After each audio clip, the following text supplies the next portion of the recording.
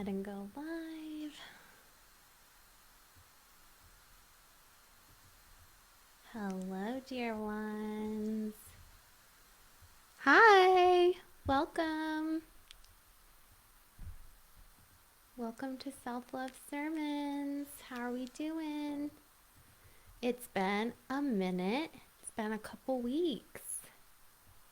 It's been 3 weeks since I've been here live on a Tuesday. Oh, it feels good to be back. And now it's bright outside. It's 6 o'clock in Albuquerque and the sun has not set yet, so I am very happy. Once you're with me, let me know you're here. I am getting everything situated for my little show and tell portion. Tonight's self-love sermon is going to be dedicated to the Spring Maiden and Spring Equinox, which we just experienced a couple days ago on Saturday. So we're talking all things spring. I'm going to go ahead and light my candle. Lighting my rose candle for the Spring Maiden. What a fitting scent and flower to honor her. Although I gotta say, I use rose scented everything year round. I especially love it in the spring though. All right, we'll go ahead and get started. If you don't know me, my name is Ellen Gilbert. I'm a divine feminine guide and self-love coach. You can learn more about me at ellengilbert.com. My new website is live.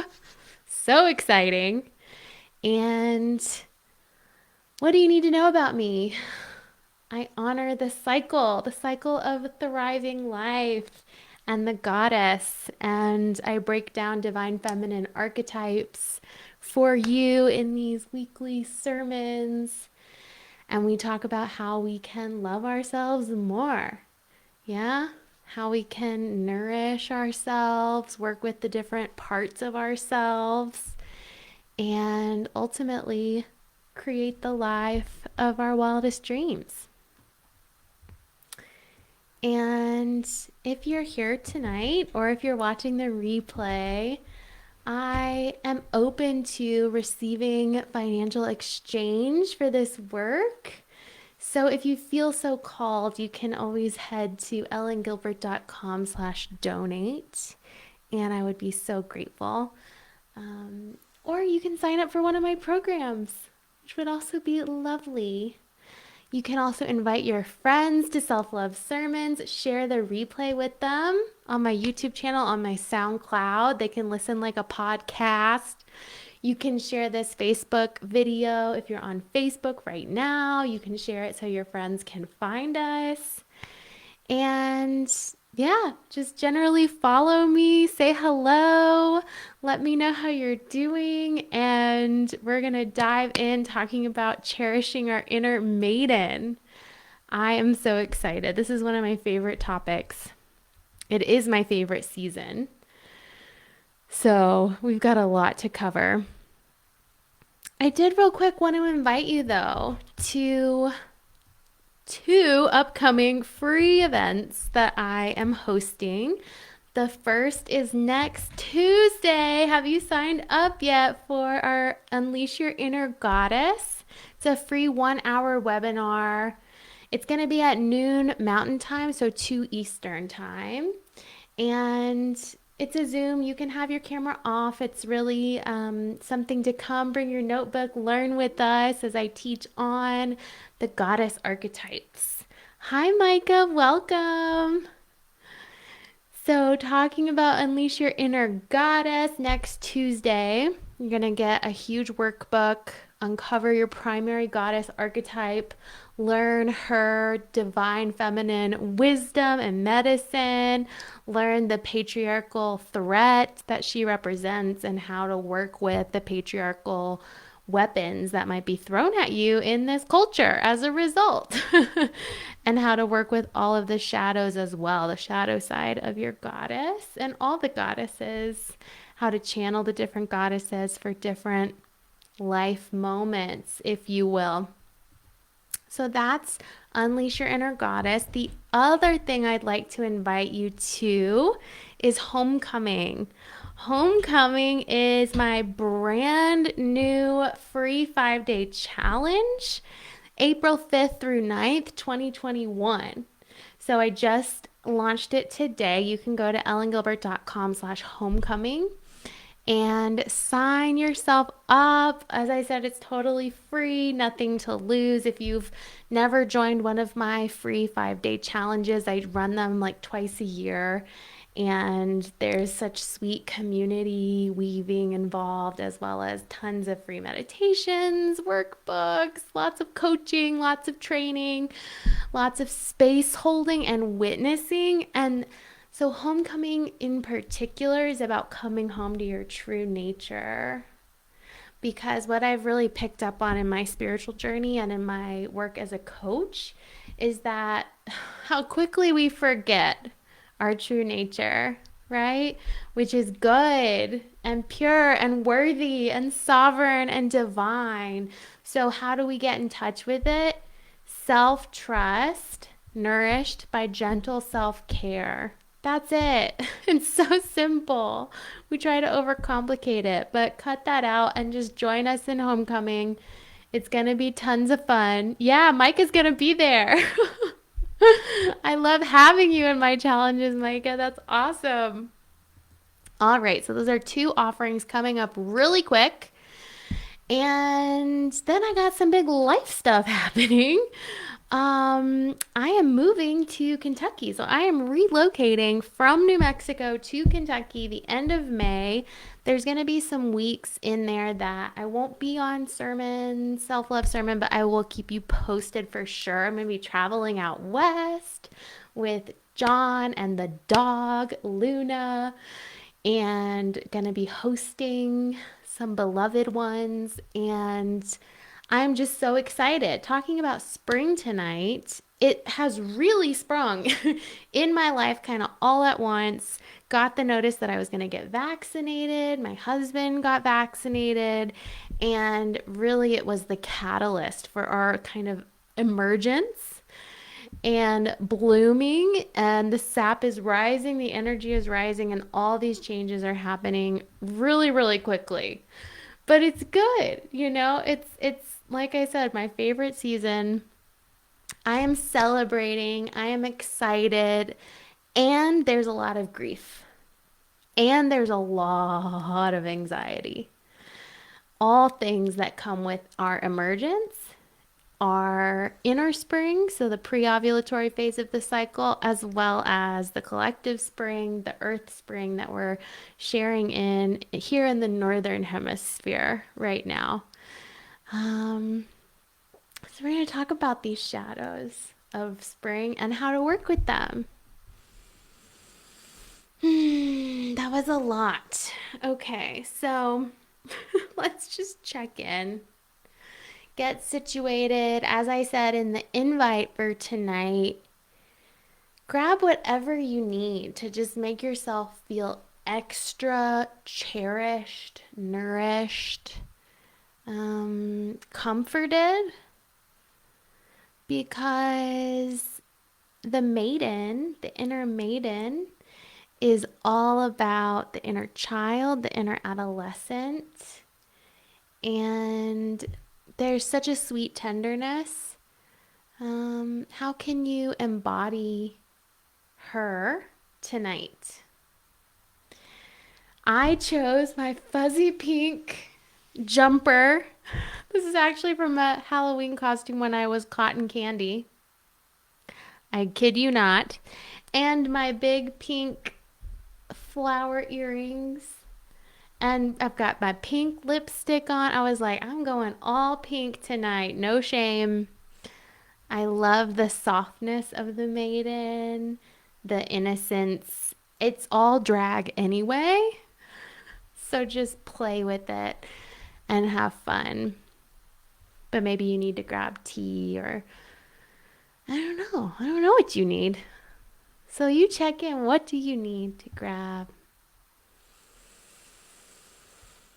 And I'm going to ask, when was the last time that you felt truly cherished? And what led to that feeling? And what did it feel like? So it's a three-part question. When was the last time you felt truly cherished? What do you think led to that feeling? And what did it really feel like? Or you can answer for yourself, like what makes you feel most cherished if you already know the answer. And you don't have to type it or share it out loud. But for me, I've been noticing when like inner Maiden is coming forward and saying, I need witnessing, or I need cherishing or nurturing, a big part of that for me is eye contact. Eye contact, such a sacred thing because it's so rare and we're all starved for it in this culture. But making eye contact is so sweet. It's tantric. It's really nourishing. It's what I call the soft gaze. So, healing the male gaze. How can we tap into a soft gaze for ourselves and for our loved ones, for the beloved in our lives? But I'd love to hear what it is for you. And another thing that makes me feel cherished, I've been realizing, is this adornment practice. Like getting kind of dressed up. It feels very cherishing and nourishing. And when I kind of drop the moral anxiety around, like, am I a good feminist if I want to, like, go get my nails done and, like, adorn myself? It's just like, wait, this is for me. This feels really special and tender. Hi, Claire, welcome. So, what makes you feel cherished?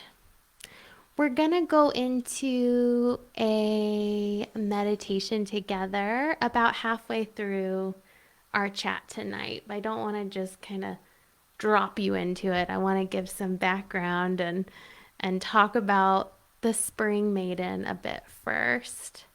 But just keeping that in mind, what makes you feel cherished? What helps you feel nourished? Everything belongs here. Okay. So, happy spring.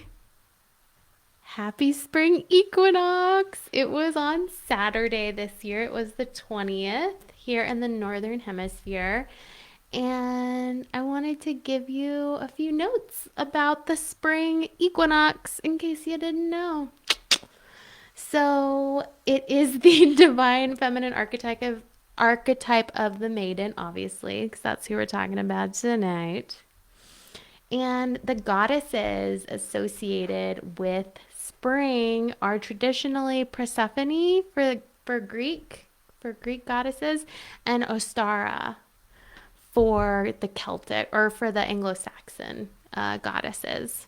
And Ostara is where the Christian holiday of Easter gets its name, actually. So true kind of Ostara season is actually around the spring equinox. The Christian Easter tends to be quite a bit later, I believe. And then a couple other goddesses I like to work with this time of year are Athena and Artemis. And if you're joining my webinar on Tuesday, we'll talk a lot more in depth about them. But they are two virgin goddesses and they're Greek goddesses. What virgin goddess means isn't that they're not sexualized or anything like that. It means that they're independent and self-sufficient, and that they're independent of kind of vulnerability and relationship, which is super interesting. They're whole unto themselves. So I associate them with this season as well. I would say what else do I want to tell you? Obviously, spring is all about the rebirth of the earth. So with winter solstice, we celebrate the rebirth of the sun becoming closer to us than further away. That's the point where it starts its journey back. And the spring, we're celebrating the rebirth, the re-fertility of the earth. So if you join the Imbolc ritual a few weeks ago, that was the cross quarter day, and now we're entering true spring here in the northern hemisphere. So it's all about fertility, planting seeds, starting new projects, being really creative and imaginative, but taking action. We've been dreaming all winter. We're coming out of our hibernation and it's time for action. Can you feel it in your bones? I can feel it. So, the way we love ourselves in the spring is through cherishing. We're going to talk mostly about that tonight as a form of self care, cherishing. And the way we trust ourselves in the spring is to start on these projects, to listen to our intuition over what others are saying, and to still protect ourselves though, because it can be vulnerable and others can be harsh. So, trusting ourselves over what anyone else thinks or says or does. Some other notes on spring. So, again, this relates to solar spring, earth spring, the collective spring season. It also relates to the pre ovulatory season of our menstrual cycle, which mirrors that same season. And it refers to the first quarter moon of the lunar cycle, which we also just experienced. And if you're like me and you're pre ovulatory, then you're experiencing a triple spring moment in time right now with the solar spring, the first quarter moon, and the pre ovulation. So it's very heightened. All of these things layer over each other when you begin working with the cycle. And when they're extra potent, they're all aligning at once. So you might really feel the intensity of what we're talking about tonight. And yeah, so those are the spring lessons. One thing to look out for with the inner capitalist this season is the tendency to give away too much too soon. So, the tendency to take whatever little energy we're getting, whatever renewal we're getting, and to just expend it because we haven't had that all winter. So, watch out for that. Watch out for that internalized feeling that you need to do that to be worthy or good or belong, because it's not true. And then the inner patriarch, the ways we've internalized patriarchy. For this season, the inner patriarch might tell you that you're only worth what the male gaze decides you're worth. So, regardless of, sexuality, gender, all of these identities, we all live in a patriarchy, and we're all wounded by the patriarchy. And so the patriarchy puts the male gaze above everything else, even the inner gaze, or the way we see and relate to ourselves, right? We're taught to prioritize kind of this ever watchful male gaze, whether it's a God the Father kind of figure, or it's, if you're a woman, maybe it's potentially being catcalled on the street, or always feeling like you have to look your best for some boss figure or some male figure energy in your life. So, really look out for that in the spring as well, the feeling that you're only worth how you look or how you're appearing. And I've really seen it summed up well in a quote that says, pretty is not the tax you pay for taking up space.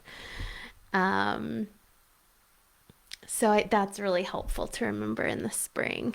And yeah, the lunar lesson for the spring, again, remember it's the first quarter moon. So the moon is like exactly half, right? So it's dark on one side and it's light on the other side. And it's that exact balancing of light and dark. Same with spring equinox. It's that moment when the sun is on its way back, but it's halfway there. So it's all about balance, balancing the light and the dark, balancing, the cold and the warm. We have this longer daylight and more even nighttime now. So, how do we want to spend that? What do we want to do with this rising energy and this blossoming season?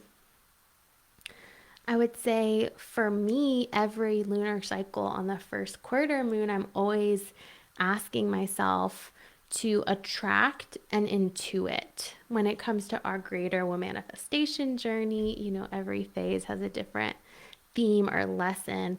So for the first quarter moon or for spring, it's really how can I help the universe along? Maybe there's a dream we were beginning to dream in winter. And now we're taking those first steps. So I like to think of it as like, what am I physically doing to help the universe along? I often say law of attraction is not a gumball machine. We have to do the work. We have to take actions in alignment, and that's where trust really comes in.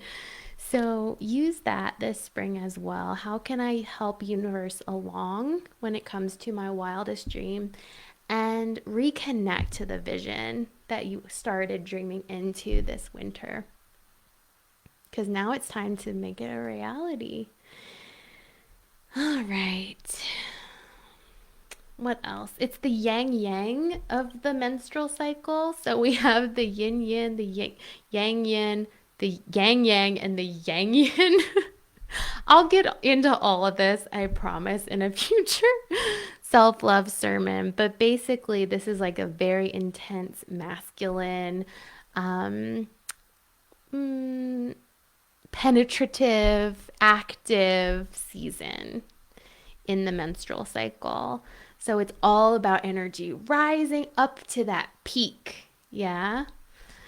So it's the follicular phase of the cycle, and it's that rising hormonal time. So everything's coming back around. It's that true rebirth. The elements are wind and wood. Wind, if you're using sort of the tarot elements, and wood for a traditional Chinese element. So if you have your altar set up, you might want to include some wood. I have some sweetgrass on my altar to represent wind, and I like the way the wind blows through the sweetgrass. And then if you work with tarot, the cards of this season, according to Claire Baker, who created Flow, which is a journaling course for the menstrual cycle, are the Queen of Swords and the Star. The Queen of Swords and the Star. And the Queen of Swords, I also use the Daughter of Swords, who would be, I think, the page in the traditional deck.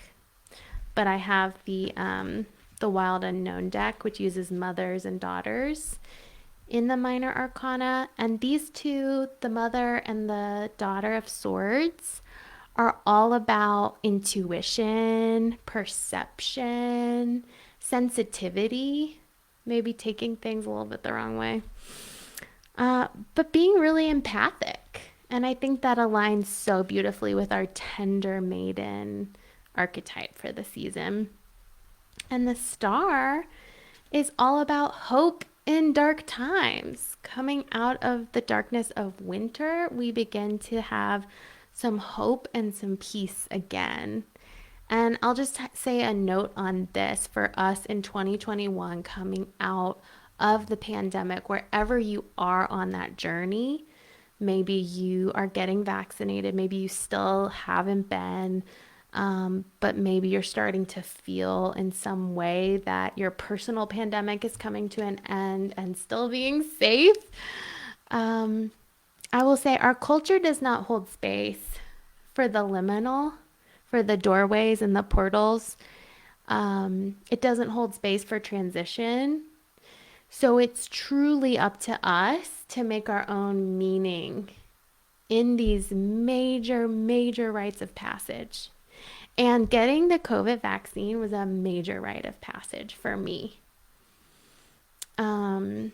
Crossing the 1 year mark from like going indoors and hibernating and working from home for a year, that was a major, major rite of passage. And I had to recognize today that I still have not honored it properly. So the star made me think of that because it's about hope. And I feel like so often, right, our energy, because of the negativity bias, goes to the challenging and the difficult and the grieving, which is so important. But let's not forget to create altar, to create ceremony, to create ritual, to be witnessed around our hope and our positive transitions as well, or really just any transition.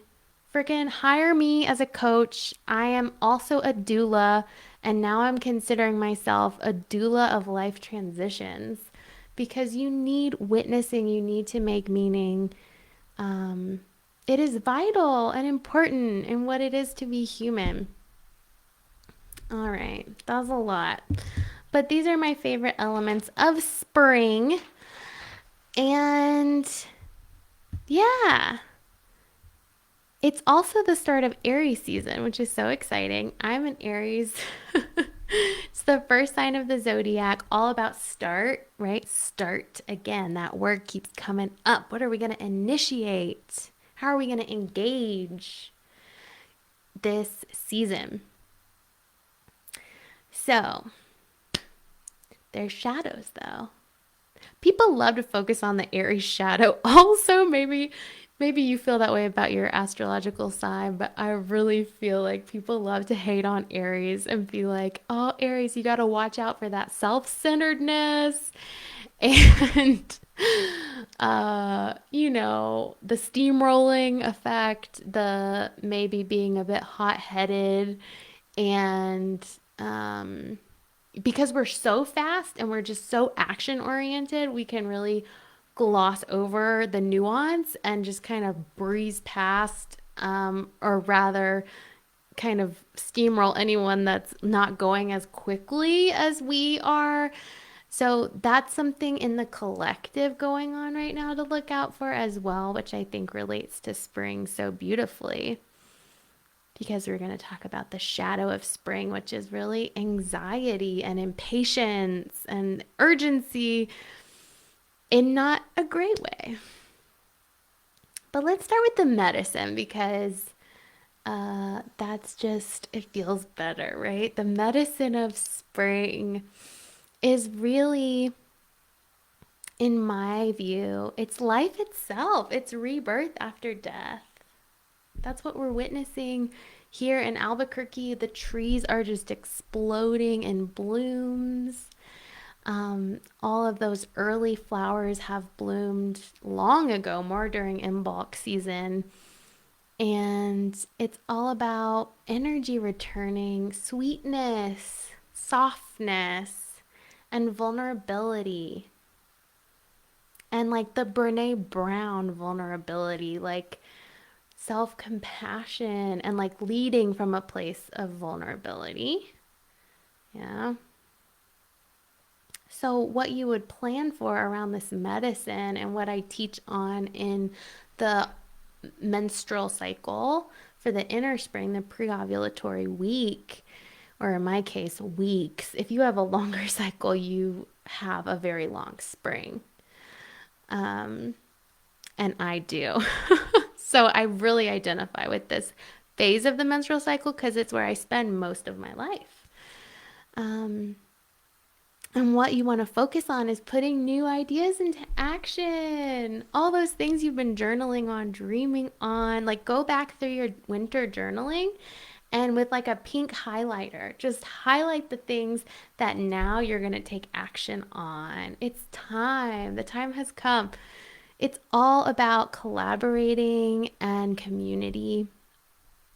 So hopefully, if it's safe for you now, meeting up with people, maybe for the first time in a year. Maybe you're still safe and outdoors and with a mask and everything, but can you start to allow yourself that luxury again? Or can you really make it a point to collaborate with someone on a new project or idea? What else to plan for? Curiosity, creativity, and play. Play, play, play. Inner Maiden has many faces, and one of them is the inner child. So if you work with your inner child, if you have children in your life, I mean, just think about one of their biggest needs in life is play. And it's kind of beaten out of us as we grow older, but return to that in the spring and year round, really. But spring is a great reminder for play. Asking yourself, what did I enjoy as a child, and how can I bring that back in a safe way? All right. Share, in the chat if you want some of your favorite things about spring. Let's just get a list going here. It's my favorite season, as I said, and I'm already really excited for what's to come. I was just talking to John about my birthday. I think I'm gonna go up in a hot air balloon for the first time. So definitely tapping into my inner child and take any shame that you might feel around making a list of like playful ideas for spring. Take that shame that might be coming up and just freaking burn it because it is not helpful. We are being shameless here in our reclaiming of our play and our pleasure. So, also, we have shadows. We can't just talk about the spring medicine. There are spring shadows, and I think spring shadows are the most likely of all the seasonal shadows to be kind of glossed over. Like it's easy to hate on winter. It's easy to see, even in like the intensity of summer, some challenges and difficulties. But spring, we just want to be positive. And so there you have it. Toxic positivity is a thing. Um, glossing over discomfort and basically telling our discomfort or others that their discomfort doesn't belong or that there's not room for it. So that's definitely a spring shadow. The the other one that's interesting because it's also a medicine is vulnerability. So just as there's positive aspects, there's also really challenging parts, aren't there? Of being vulnerable. I journal every morning my cycle, and the two of the questions I ask are what are my superpowers and what are my vulnerabilities? And so often they're both the same around this like pre-ovulatory season, and it'll be like tenderness or like rawness, and it can feel like such a blessing and a curse at the same time. And I use this word tenderness, and it's so interesting, isn't it? Because what does our tenderness need? It needs tenderness. It needs us to be tender in how we relate to it. Or you could say gentle. Be gentle with the parts of you that are raw. You would be. You would be if it was anyone else. Claire says, I love when the leaves are finally back and I sit under the trees and hear them rustle in the wind. Oh, I love that too. That sound is so musical to my ears. Yes. I love it. And the wind element, right, is a part of it. Oh, so beautiful. So I wonder if you all have experienced this vulnerability, but also the shadow that's been coming up for me with this return of spring has been anxiety. I mentioned this at the beginning. It was kind of like there was an initiation of getting the vaccine and all hell breaking loose in my life in a very positive way. You can think of it as good stress, but it's still stress. Um, I think it's the same with the spring overall, right? It's like all of a sudden we have to do all the things we couldn't do in the winter, see all the people we couldn't see during the pandemic, like major FOMO, fear of missing out, and we have energy for the first time too, and we just like want to expend it. Micah says, I've never been as emotionally raw and vulnerable as I have recently. It felt like breaking at first, but it needed to happen so I could rebuild a lot of those parts. Thank you for sharing, Micah. So beautiful. Yes, the necessary rawness. Yes. And with the anxiety, I think it's just natural, part of the cycle. It has a place, it belongs. Um, And it's just like in our winter and autumn seasons, we need to really look out for depression because the energy is totally in the root, like very, very low energy. But now, as the sap is rising from the roots into our branches and blooms and fruit, we need to watch out for anxiety. And no one can do this for you. So you need to know what helps you be proactive with your anxiety. Yeah. Maybe it's medicine. Maybe it's doing things that are extra grounding for you this season. Maybe you're a bit like me and it's setting really firm boundaries with work, especially. Like, even if it's work you love, again, good anxiety, you got to watch out for it.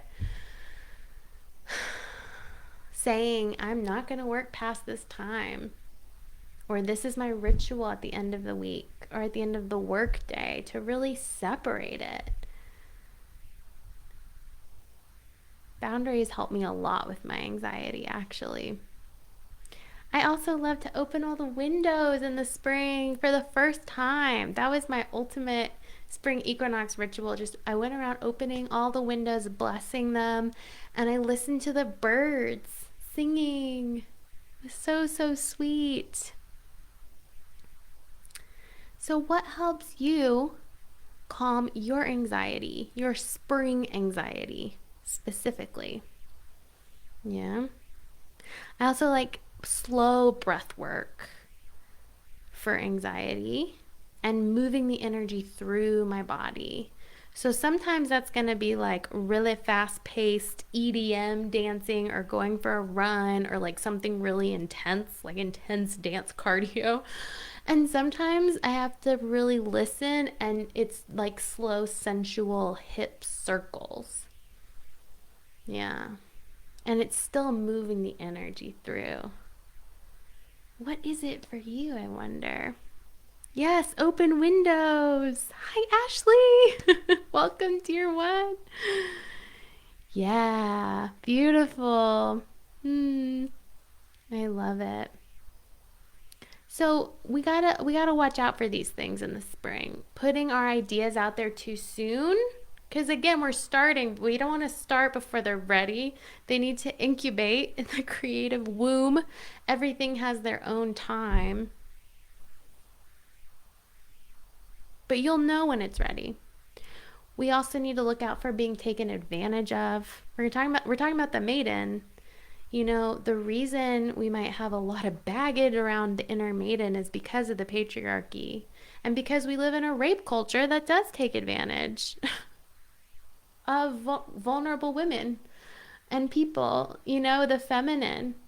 So it's no accident we have baggage around the maiden. It's because we are taken advantage of. So how do we embrace the maiden and make her feel safe and cherished while still having those firm boundaries, while negotiating and pacing ourselves in the external world?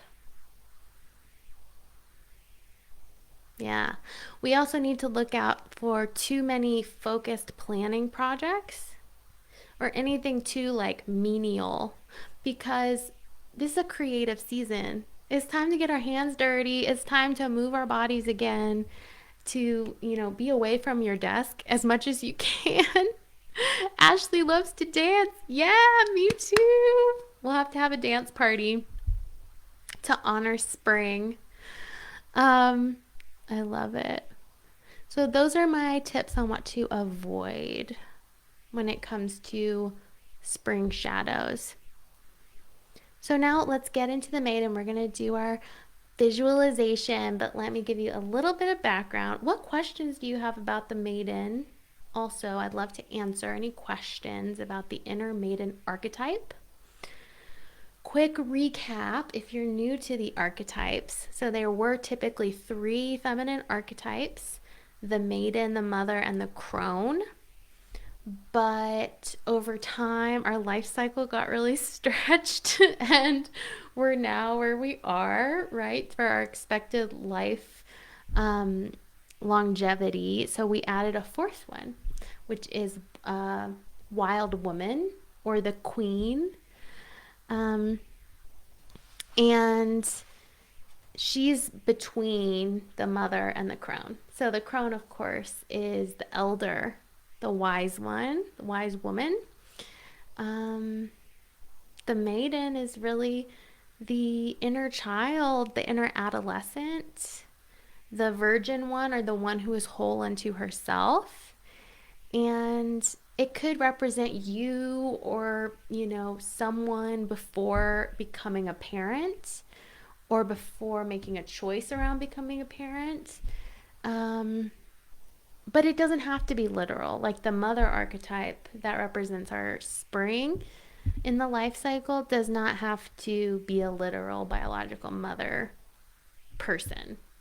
Yeah, it's like the ultimate creator, and it's the peak of the life, and that's really what it represents. So maybe you're already there, or maybe you still identify as the Maiden. I'll say in our culture,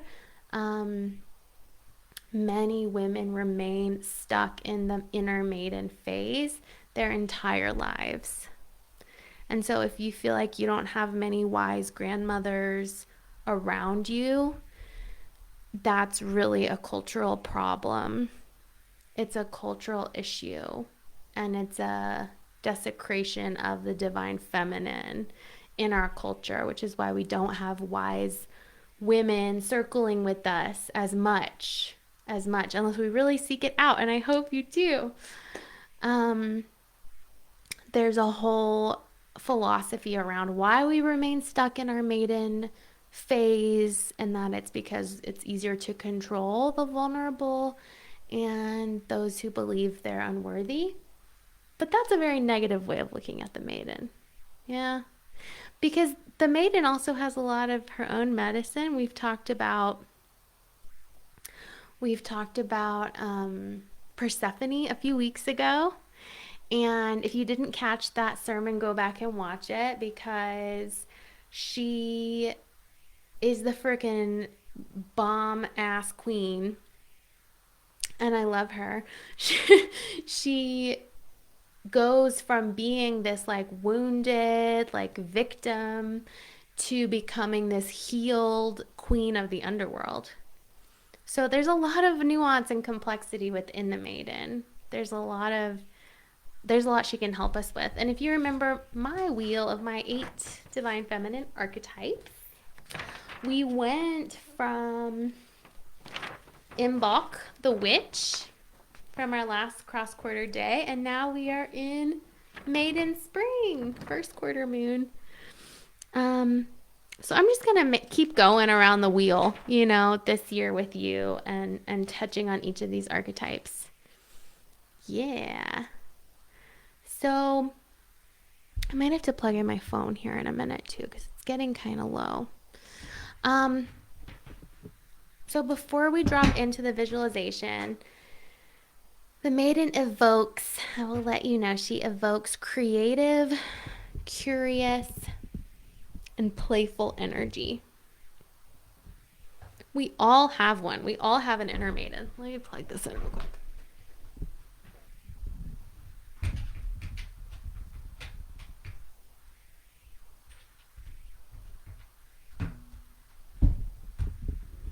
Let me plug it in. Give me 1 second.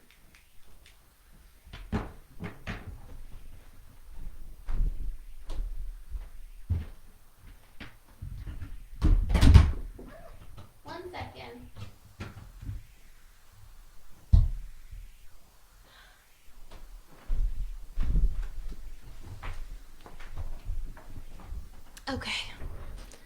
I think my husband wants to come in, so is it urgent? Oh, you want to get the dog?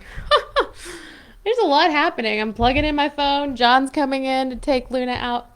Okay, I think we're good. So, the maiden. She can take the form of your inner child. I say she can stomp her feet in frustration, or she can really help you out of capitalism back into the playful world. And, she really helps us emerge out of the hibernation. So let's prepare to meet her. I'm going to be sharing, I've already shared, probably if you're on my email list, you've already gotten the Inner Maiden visualization I did a few weeks ago, but I'm going to make it public this week and share it in a blog post for some good Inner Maiden journeying. So let's just prepare now to drop inward, doing whatever you need to do. Maybe it's closing the eyes, getting super comfortable, taking some deep breaths, noticing how your body is in this moment, in this sermon, in this spring.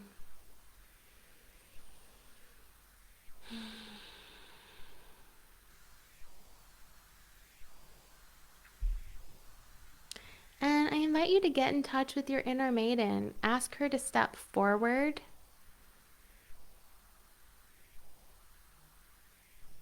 Maybe you can ask your body, where do I feel tender?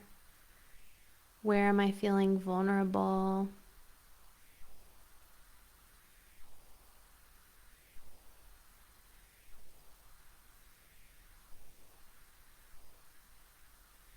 Getting in touch with those parts of the body, like putting an actual hand there or breathing in and out of it, sending your attention and awareness.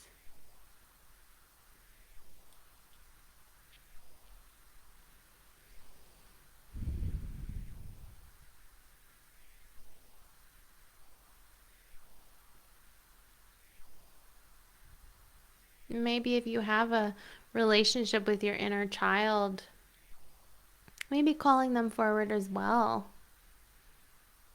Noticing what they're up to in this moment.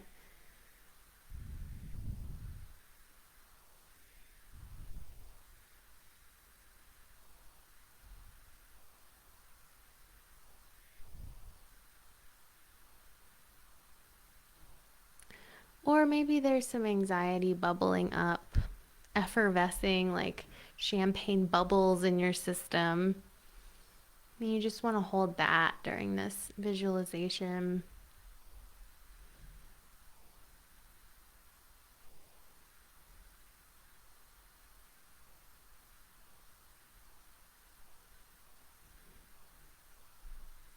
Noticing the weight and texture and temperature and sensation of these parts in your body.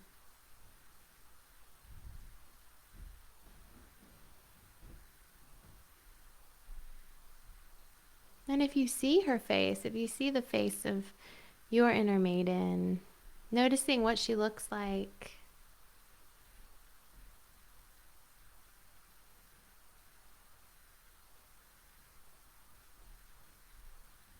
Maybe what is she wearing?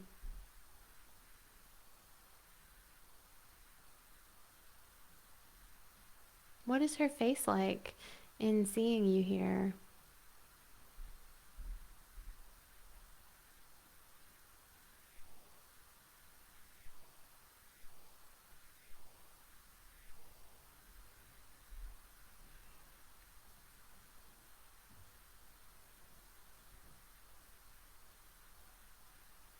You can ask this part of you, what do you need?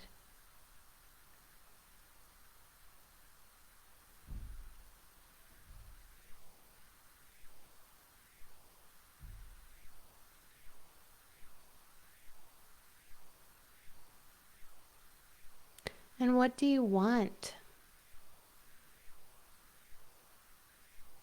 Sometimes a more radical question.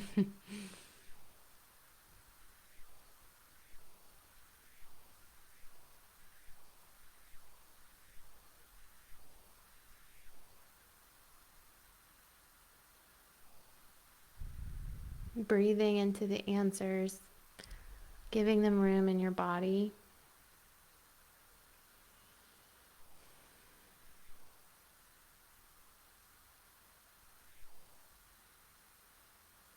Can you bring a smile of receptivity to the lips as you engage with these parts?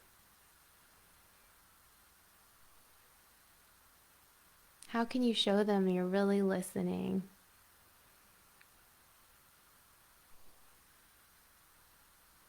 And finally ask, how can I help?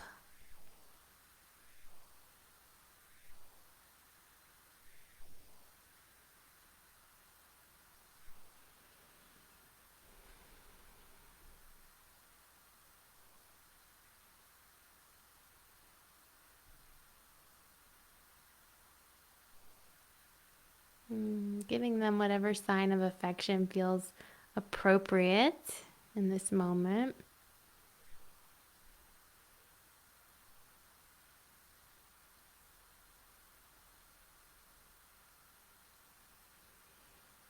Perhaps letting them go for now.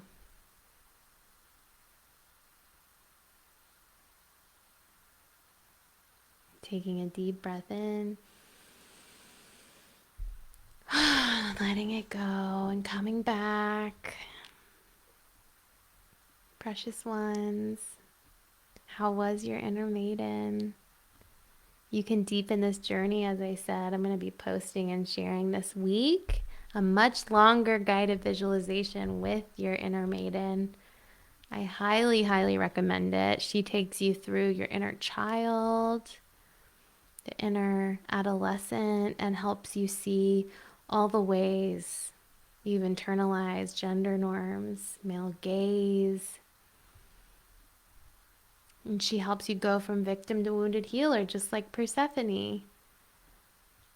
And she tells you all the ways that she needs to be cherished and validated and understood. This is really important for the inner maiden. I think we can feel a lot of shame in our culture as, grown people for still needing these qualities, for still needing to be witnessed with that soft gaze, to be cherished, and to still need validation. But guess what we do? Very few of us were raised with secure attachment styles. And even if we were, this is a lifelong need that humans have. We're tender, vulnerable little creatures. We need a lot of help. And your neediness is what makes you beautiful and human. How can you embrace a little more of that? What did she tell you also, if you would like to share? I always see her with a crown of flowers on her head. I have so many different versions of my inner child. One of them is like this adolescent version of me in my hot pink bedroom with my corded phone. Like, it's very like slumber party vibes. Like, she just wants all her girlfriends and all her like trashy teen magazines and her like rom-coms. And she just wants to believe in love and remember that love is possible and that love will save the day. And she teaches me so much. She teaches me not to be, what's the word? Cynical. She teaches me not to be cynical. So we don't have much time. I did want to talk about cherishing a little bit more in depth. Here are some of my favorite ways to cherish my inner maiden. You can do this all year, throughout the whole cycle. Anytime you're like grabbing a cozier like sweater or blanket, that's for your inner maiden. Or you're putting on those like warm slippers or socks, that's for your inner maiden. It's when you really put on, you make the environment what you want it to be, what she would want. Maybe it's like singing bowls music or dimming the lights or putting on the twinkle lights and having a really nice beverage for yourself. When you treat yourself like a child in the most positive way, make yourself some nourishing soup. Like, what does cherishing feel like for you? Maybe it's committing to your next luxury, which is a new thing I discovered. So, not always just giving yourself that instant gratification, but maybe it's taking time to plan it and say, like I did today, I was like, I'm going to buy tickets to go up in a hot air balloon. And now I get to look forward to it for the next few weeks. What's that next luxury? Maybe it's just saying tonight I'm going to order some takeout. Like, I don't know what your cherishing is. Maybe you're going to buy a bottle of champagne for no damn reason but to celebrate yourself and your inner maiden. Or make a flower crown with some wildflowers in your backyard. What helps you feel cherished? Maybe it's, just hugging yourself and stroking your face. That can be so sweet. Just like, wow, I am a beloved one. I am a child of the goddess. I am sweet and worthy. Today I sat in front of my altar to meditate, and I swear I heard the divine in my ears. It was like very clear message which said, "You are worthy, child. You are worthy of source. You came here to fill your tank, so fill it up." That's what I heard from divine this morning. And it was so precious. I really felt like a small child surrounded by the love of the goddess, surrounded by the love of ancestors and wise beings. And I mean, it gives me chills just remembering it. Claire says, my inner child says she wants to fly a kite. Well, good thing you got some kites. I know you do. That sounds so fun. Micah says, mine also has a crown of flowers. She and my inner child wanted attention, wanted to play and feel free to explore. My hands started to feel warm because she wants to create. Oh, they come through the body. They come through with physical sensations sometimes. Isn't it freaky? That is so cool, Micah. Yeah. To play, to create. Ooh, I'm so excited. What are you going to create? That makes me just want to color. Like something I loved as a child was getting out my sidewalk chalk and just going to town on the driveway. Yeah. Makes me want to do that. So fun. I love it. How are you going to cherish yourself? Another really easy way is soft gazing in the mirror. So finding a soft gaze, or maybe doing a visualization where you remember a beloved one and the way they look at you, someone who you really trust. You can imagine sitting at their feet and gazing up into their eyes and really like meditating on the look in their eyes when they look at you and using that as a bridge to your own self compassion and your own worthiness and cherishing. Ashley says, my inner child loves plushies. Yes, you've been posting pictures of them and they're so cute. I love that so much. So sweet. My inner child loves pink, I gotta tell you. I've been through a phase where I'm like, I'm not gonna wear as much pink. I mean, obviously tonight I was like, maiden it up. But that's something that connects me to my inner child is my love of pink. Yeah. All right. Oh, and write yourself a love letter. Please, please, please. Write a love letter to the maiden. Write a love letter to the inner child. We're in this like innocent love we're in this like pre-sexual love phase of the life cycle in terms of the maiden, because we're crossing into the lover archetype on May 1st, which is Beltane, the Celtic cross quarter day between spring equinox and summer solstice. So this is like a different kind of love, and it's got a different feel to it. It's like pre-pleasure, pre-sexual pleasure, but more like the worthiness of cherishing is how I think of it. So the mantras for spring and summer are both I am worthy, but for spring the worthiness is really around like cherishing and like coddling and taking care of and being gentle and fun and playful. And then in summer the worthiness is like claiming pleasure as the lover, as the mature feminine. Um, so I think it's really interesting the nuance there. And remember, this is all playful. This is just all drag. It's all role play. It's all fun, um, and archetypal, right? So, all right.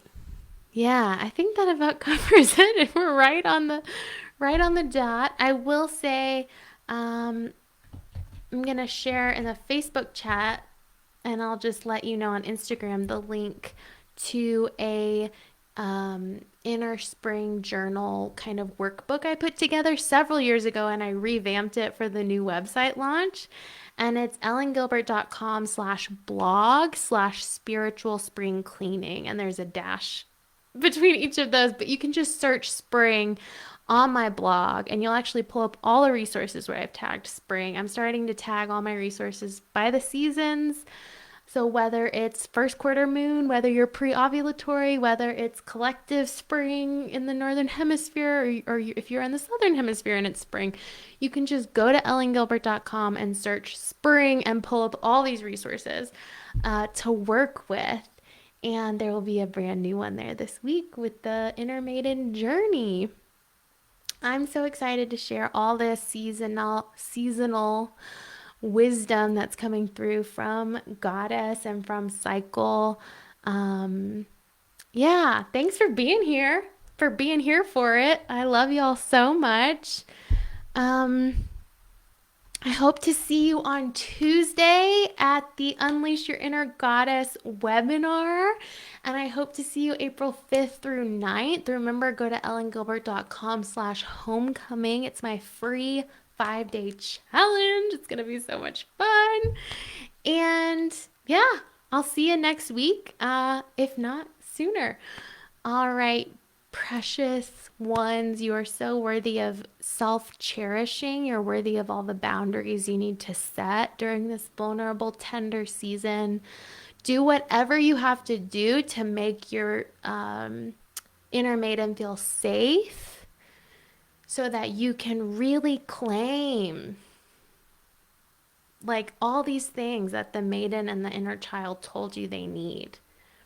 You know, so you can claim that softness, that playfulness, that magic in your body, because life is short. So go freaking live it. All right. Big love. Bye.